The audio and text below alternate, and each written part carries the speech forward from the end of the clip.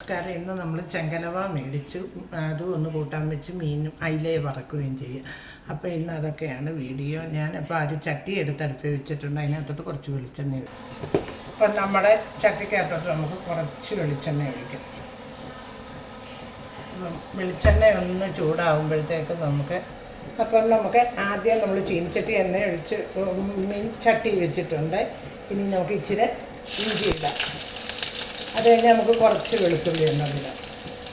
പിന്നെ നമുക്ക് കുറച്ച് നമ്മൾ ചെറിയ ഉള്ളി അരിഞ്ഞ് വെച്ചിട്ടുണ്ട്, അതും ഇടാം. അപ്പം ഇതെല്ലാം കൂടി ഇട്ടൊന്നും നമുക്കൊന്ന് മൂപ്പിക്കാം, ഒന്ന് വഴറ്റുക. ഒരു ശകല ഉപ്പും കൂടി ഇടുമ്പോൾ അതൊന്നുകൂടെ ഒന്ന് മൂത്തി നമുക്ക് ഇതെല്ലാം കൂടി ഇട്ടൊന്ന് മൂപ്പിച്ചിടും. ഓക്കെ. അപ്പം നമുക്ക് ഇതിനകത്തോട്ട് കുറച്ച് കരിയാപ്പിലയും കൂടെ ഇട്ട് കരിയാപ്പിലയും കൂടെ ഒന്ന് മൂക്കുമ്പോഴത്തേക്ക് നമുക്ക് മുളക് പൊടി, മല്ലിപ്പൊടി, മഞ്ഞൾപ്പൊടി ഇട്ടിട്ട് അപ്പം നമ്മുടെ ഇഞ്ചിയും വെളുത്തുള്ളി എല്ലാം മൂത്തിട്ടുണ്ട്. നമുക്ക് അതിനകത്തോട്ട് ഇച്ചിരി മഞ്ഞൾപ്പൊടി ഇടാം.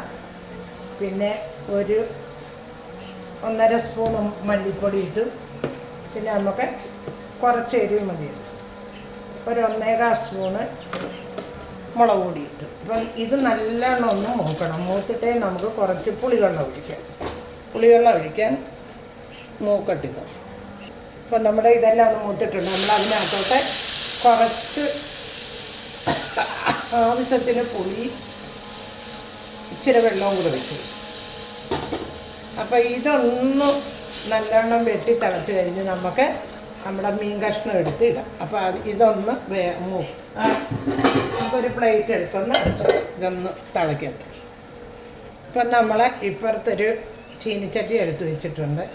അതിനകത്തോട്ട് നമുക്ക് മീൻ വറക്കാം. അപ്പോൾ ഇതൊന്ന് ചൂടാണ്ട് നമുക്ക് ഈ മീൻ പെറുക്കിയിടാം. അപ്പോൾ ഇങ്ങനെ പുളിവെള്ളം തിളച്ചിട്ടിട്ട് കഴിഞ്ഞാൽ പിന്നെ മീൻ പൊട്ടത്തില്ല. അതുകൊണ്ടാണ് നമ്മൾ ഇങ്ങനെ ഇട്ട്.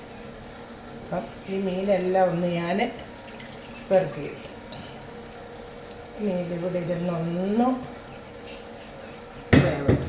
ഇപ്പോഴത്തേക്ക് നമുക്ക് നമ്മൾ മീൻ ഈ വറക്കാനുള്ള മീനൊന്ന് ഇടാം. അപ്പം നമ്മുടെ മീനും റെഡിയായിട്ടുണ്ട്, മീൻ വറക്കുകയും ചെയ്തിട്ടുണ്ട്. നിങ്ങളൊന്ന് കാണിക്കും. അപ്പം നമ്മുടെ മീനെല്ലാം നല്ല പറ്റി ഇതായിട്ടുണ്ട്, കണ്ട. അപ്പം വറുത്തരച്ച നമ്മുടെ മീൻ വറക്കുകയും ചെയ്തു. അപ്പോൾ ഓക്കെ, ബൈ.